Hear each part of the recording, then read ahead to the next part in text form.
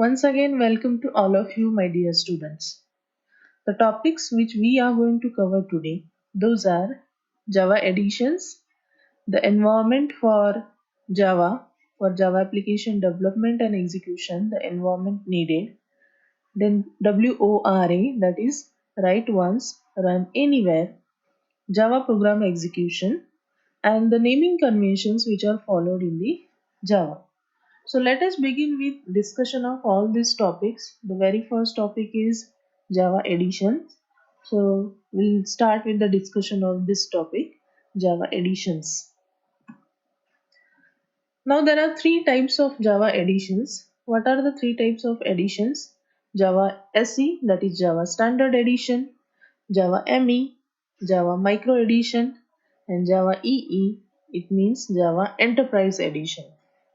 Now, these additions are needed for development of Java applications. Now, what does this mean? Whenever you want to develop any Java application, you have to use the programming language software for development of that application, or you have to use the JDK development kit for development of the application. So that Java development kit comes in these three editions, these three versions. So these three versions varies in terms of features. So very first one is Java SE. Java Standard Edition is used to develop the standalone client-side applications or applets. The Enterprise Edition is used to develop the server-side programs, servlets, and distributed applications. For developing the mobile applications or midlets and wireless applications, the Micro Edition is used. So, what is the difference between these three? Whenever you, as a student, if you want to write any application, you can use Java SE, that is Java Standard Edition. For enterprise level, Java EE is used for development of the applications which are big and the applications involving server side programming, servlets, or the applications which can be distributed. For development of those kind of applications, Java Enterprise Edition is needed. So in short, you can say that Java Enterprise Edition involves the more advanced features. So whenever you want to develop the application with advanced features, then you can use Java Enterprise Edition. Whenever you want to develop the applications which are basic, then you can use Java Standard Edition. The Standard Edition mainly used for development of standalone or client-side applications or applets, and ME is used for development of mobile applications or wireless applications. And there are many different versions of these Java editions. So for creating the Java programs, many developers begin with the JDK, that is Java Development Kit, and JDK is a set of command line tools for creating the Java programs, both applets as well as applications. As a part of development kit, you get the JRE, that is Java Runtime Environment, and set of libraries for your program. The combination of the runtime environment and libraries is frequently called as Java Platform.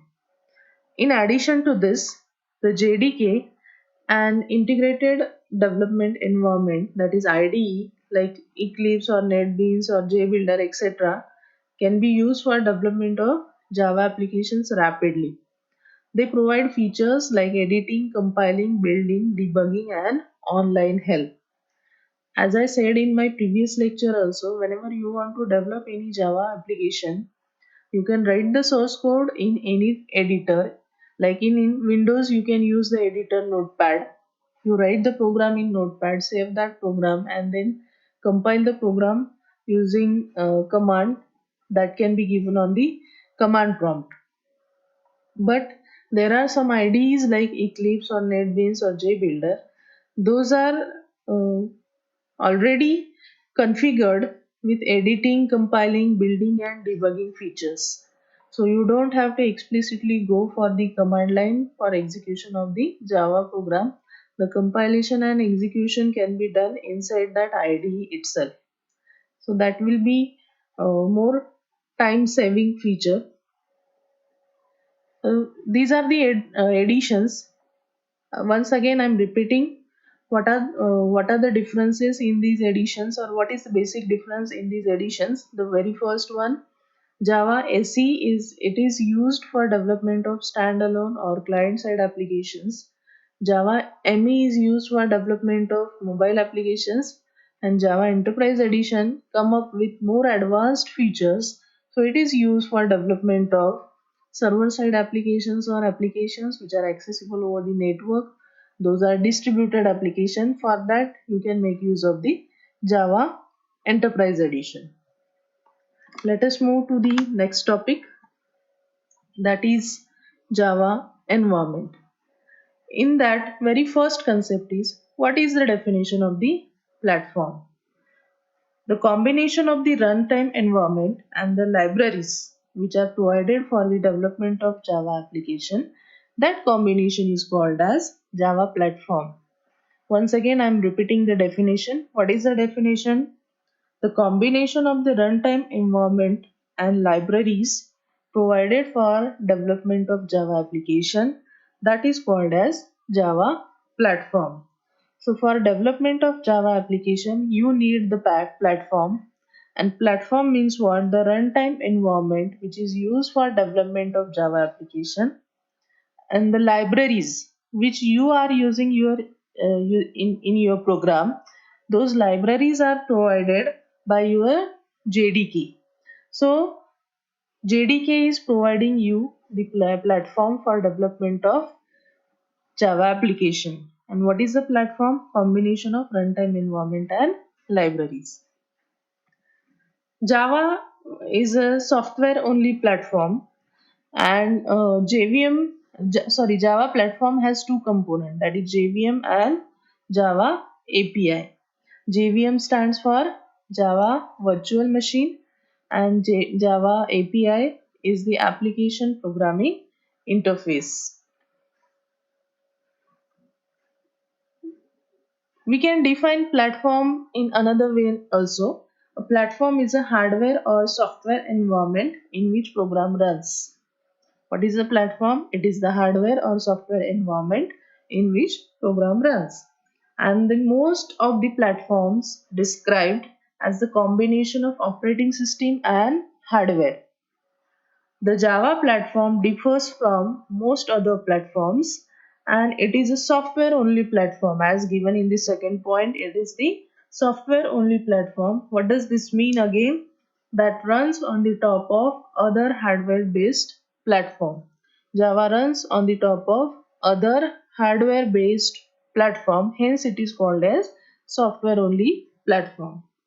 Now what is the use of JVM? It is the base for Java platform, and it is ported on various hardware based platforms. The phrase write once, run anywhere, it is used in the Java programs. The platform independence of Java is possible due to only JVM, Java Virtual Machine, and Java compiler compiles the code into the bytecode which can be interpreted by suitable JVM on any platform. So JVM plays very important role in Java application execution because JVM interprets the bytecode, and due to that, the write once run anywhere. This phase is used with the Java applications, and because of this only Java code becomes portable. The Java API, it is a large collection of ready-made software components that provide many useful capabilities such as graphical user interface components, event handling or input output, file handling, networking, etc. All these features come up with Java API, Java Application Programming Interface. So, whatever components are needed, whatever classes are needed, classes to be imported in your Java program, all those classes, that library is given in the application programming interface. So Java API grouped into libraries of related classes and interfaces. These libraries are known as packages. So packages is very important concept in the Java. Packages are the collections of various Java classes, and we are using those Java classes in our application development. So I hope you understood the concept of JVM and Java API. JDK constitutes of set of command line tools for creating Java programs, Java compiler, Java interpreter. As we have already discussed this point, JDK Java Development Kit constitutes of many set of command line tools for creating the Java programs. Like whenever you write the source code, for compilation of that source code, you can use the Java compiler. For execution of the source code, the interpreter is used. So these command line tools are provided in the JDK Java Development Kit. So this was about Java environment. The next topic is write once, run anywhere. This phrase is used in Java, but why it is used in Java? This is used in Java because of the bytecode. We have already discussed this. I have told you many times that whenever you write the Java program, you compile that Java program, and after compilation, you will get the bytecode. So file generated is dot class file, and that dot class file has the bytecode. This bytecode is the platform independent code. So because of this, the platform independence is possible, and JVM interprets this bytecode. So because of JVM and this bytecode generation process, the platform independence is possible. And remember that compilation happens just once, interpretation happens each time the program is executed. I'm repeating again, compilation happens just once. Means what? Whenever you write the source code, you compile that source code just one time. After that, the bytecode file is generated. It has the extension .class, and that bytecode file you can carry and you can execute on any machine without needing the source code. So whenever bytecode executes, interpretation happens. So every time whenever you execute the bytecode, interpretation happens. Hence the statement is like this: compilation happens just one, because you are compiling the source code, and interpretation happens each time the program is executed, because whenever each time the program executes, the bytecode is given as input for the interpretation. Hence the bytecode executes each time, or bytecode interprets each time. And who interprets the bytecode? JVM. So this concept, you have understood, I think so. Write once, run anywhere. If you have any doubt regarding this, we'll have discussion in the Google Classroom. This figure shows the Java program execution. Whenever you write the Java code, you are going to write that Java code in any editor. If you are using the Linux, in Linux, gedit is given.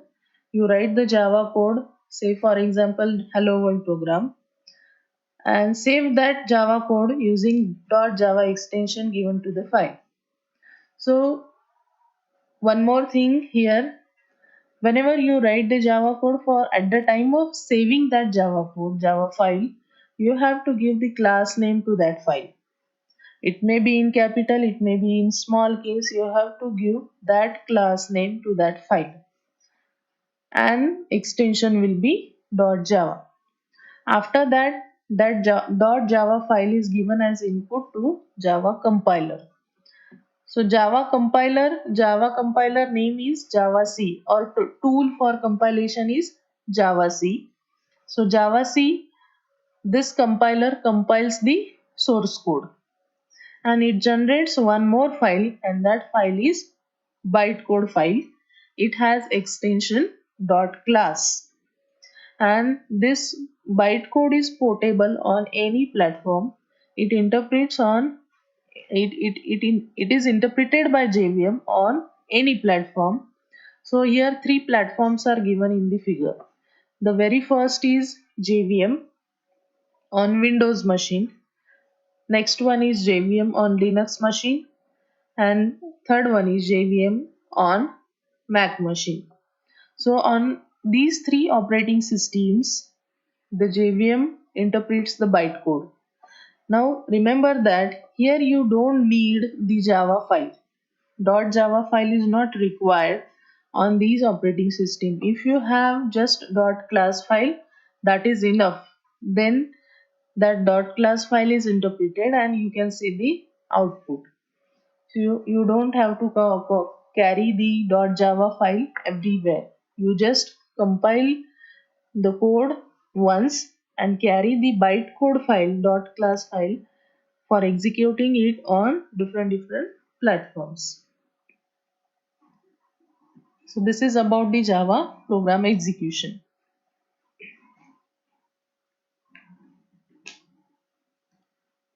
The next concept is naming conventions which are followed in the Java for naming the different identifiers such as classes, packages, variables, constant, methods, etc. So how to name these identifiers? Now kindly note that this naming convention, it is not forced to follow. It is not compulsory to follow, but it is the convention. So you must use this convention so that your program becomes readable. It is known as convention, it is not the rule. But why you have to use the naming convention in Java for giving names to identifiers? Because your program becomes readable, and any unknown user, the user who is not aware of your code, that user can easily identify the purpose of the program or easily identify the purpose of the declarations. For that, you can make use of the naming convention. This naming convention is suggested by Sun Microsystems and Netscape. All the classes, interfaces, packages, methods, fields use the naming convention, or all the concepts which we are using the Java programming language. While declaring all the concepts, you have to use the naming convention. Again, as I said, it is used for the readability of the code. Suppose I have written the code and I have declared any variable like integer ABC. Now I know the purpose of ABC because I am the author, or I am the owner of that code. But any other my friend, he or she want to see that code, and he or she sees that variable integer ABC, and they don't understand the meaning of that ABC because it is anonymous variable. Anonymous means what? ABC, this is not the specific name, but instead of that, suppose I declare the variable like integer age. So age means what? Suppose it is declared in a class, say employee. There is a class employee. Inside that, I declare the variable integer age. So any unknown user or the user which is not familiar with the code or my friend can easily understand that the class declared is the employee, and inside that the variable is age. That means this variable is for storing the age of the employee. So for this readability, you have to use the naming convention. Instead of that age, if I am using that ABC, int ABC, then no one will understood that what is the purpose of that ABC, or it will take time to understand the purpose of that variable. For this, you have to use the naming convention. Now we are going to see different naming conventions for different concepts provided in the Java. The very first concept is class. Here the syntax or example is given. There is a public class employee. Inside that you can write the code. Public and class are the keywords and employee is the name given to that class. Now notice here one thing. Here E is capital. Employees E is capital. So class always starts with the uppercase letter, and it can be nouns such as employee, button, rectangle, taste, or thread, etc. So while declaring the class, you have to give the class name beginning with capital alphabet. The next thing is interface. Again, it starts with the uppercase letter. Example is given, interface drawable. So here interface is the keyword that topic we are going to see in next lecture. The keywords are always in the small case. So here interface or public, class, all these are the keywords and those are in small case. And drawable is the name given by the user to that particular interface. So D of that drawable is capital. And it is adjective. Interface is adjective such as comparable. Examples are given: comparable, runnable, mouse listener, remote action listener, etc. So class and interface both starts with the uppercase letter, but class names are nouns and interface names are adjectives. Next one is the method or function. It always starts with the lowercase letter. Here in example there is a class employee. Inside that class there is a method, and what is the method name? Calculate salary. So here calculate and salary, two words are there. So C of the calculate is in smaller case because function name always begins with the small case or lower case, and salary, S in the salary is capital because in Java the camel case naming conventions are followed, and in camel case if there are multiple words in that declaration, then the first alphabet of each word will be capital. Hence here S of salary is capital. The method names are verbs such as main, print, println. If there is a single word, then it will be in smaller case or lower case only. And if there are multiple words in the declaration of method, then first alphabet of that declaration will be in lowercase, and the first alphabet of next words in that declaration will be capital. Here one more example is given, that is action performed. A is small and P is in capital case, and here C is small, S is in capital case. Next thing is packages. Packages are having lowercase letters such as Java, Lang, and if there are multiple words, those are separated by dot. For example, java.lang or java.util. If there are multiple words in the packages, then those are separated by the dot. The examples are given: java.util, java.lang. In this example code, the package com.test package, this package is declared. Here package is the built-in word, com.test package. Here there are multiple packages. Com is the one package. Inside that you are declaring one more package, that is test package, and package names are all in lowercase, and there is a semicolon. After that there is a class. So packages are declared before the class, and if you want to use those packages in your program, then there is a different syntax. This is the syntax for declaration of the package. So packages are in lowercase. Next one is the constant. Whenever you want to declare the constant, it is recommended that you should declare the constants in uppercase letter only. The examples are given, like if you want to give the value of, or if you want to store the value of pi, that is 3.14, Then you can declare the constant like this, pi, here. Then meanwhile, you can use underscore for giving the name to the constant. Then red, green, yellow, all these are the examples given for the declaration of the constant. If there are multiple words, you can use a underscore like max underscore val. No digit at the beginning.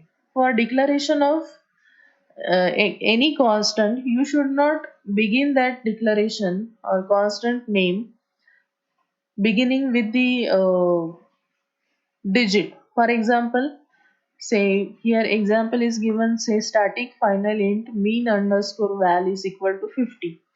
But instead of this mean underscore val, if you are using say 20 mean underscore val, then this 20 here before this mean, if you are writing 20, then that will be invalid, because you should not give digit at the beginning of that declaration.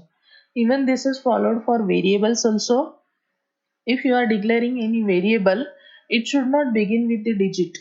You can have the digits in that declaration later on, but at the beginning, the very first uh, declaration, in declaration, very first one is the alphabet. Later on, you can have the digits. For example, integer age of 20 employee.